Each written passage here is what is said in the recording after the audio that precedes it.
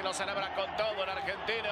Se encuentra la pelota en el área. Cubre muy bien, hace un gran movimiento, gira y de media vuelta la pone pegadita al palo. Al 74 es Juan Ignacio Dineno.